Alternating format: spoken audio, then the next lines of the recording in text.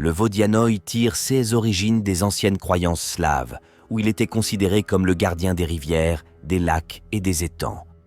On le décrit souvent comme un vieil homme barbu, couvert d'algues et de boue, avec des yeux brillants comme des lanternes sous l'eau. Selon la légende, le Vodianoï peut être capricieux, apportant à la fois la fertilité et la malédiction aux communautés riveraines. Les pêcheurs et les voyageurs devaient souvent offrir des sacrifices ou des prières pour apaiser cet esprit des eaux. Les récits divergent sur la nature exacte du Vodianoï. Certains le décrivent comme un être bienveillant, offrant sa protection aux villageois qui respectent les eaux, tandis que d'autres le dépeignent comme un être malveillant, entraînant les imprudents dans les profondeurs pour les noyer. Ce qui est clair, c'est que le Vodianoï est lié à la nature et à ses cycles.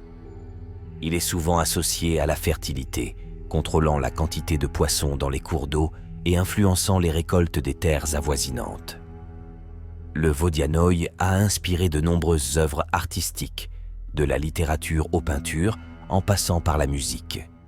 Son image est utilisée pour symboliser la relation complexe entre l'homme et la nature, ainsi que les dangers qui résident dans les eaux inconnues. De nos jours, le Vodianoï continue de fasciner les amateurs de folklore et d'histoires fantastiques, devenant un symbole de l'identité culturelle slave. N'oubliez pas de partager vos propres histoires de Vodianoï dans les commentaires et abonnez-vous à notre chaîne pour plus de découvertes sur le folklore et les légendes du monde entier. Merci de nous avoir rejoints et à la prochaine.